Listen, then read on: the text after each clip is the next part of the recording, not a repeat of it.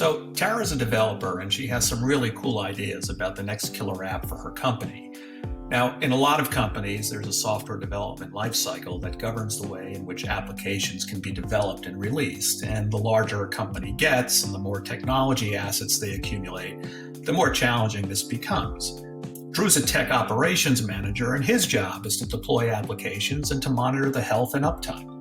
In some companies, policies enforce a separation of duties between these two functions, and while Tara knows her own app really, really well, she may not be comfortable managing the infrastructure it runs on or the ways in which it might impact other applications. And while she's sleeping, Drew and his team are monitoring the environment 24/7 and are the first lines of defense if something goes bump in the night. See, now, what's happened is that technology has really impacted not only the pace of change in business, but also user expectations. Cloud computing has removed a lot of barriers to entry, and it's really democratized access to scalable computing like never before.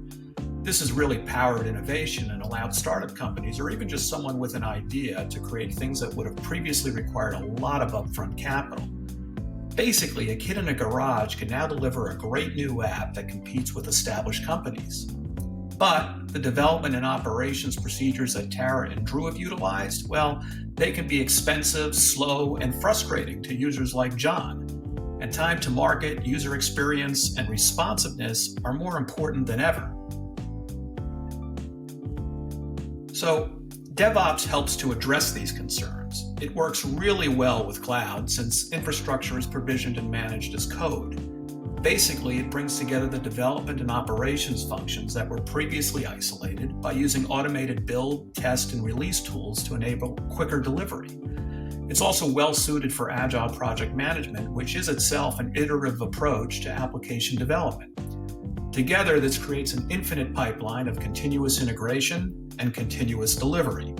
Now, bringing together these functions is as much of a cultural shift as it is a procedural one, and you may need to consider some organizational change.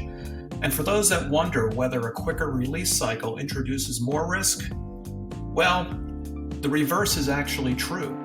Automated testing improves quality, and smaller, more iterative releases are less risky than a big bang release simply because it's easier to identify and roll back any changes that may have introduced a bug. For additional content, please follow Fintova on LinkedIn, and we'd welcome the opportunity to speak with you about your business and digital needs.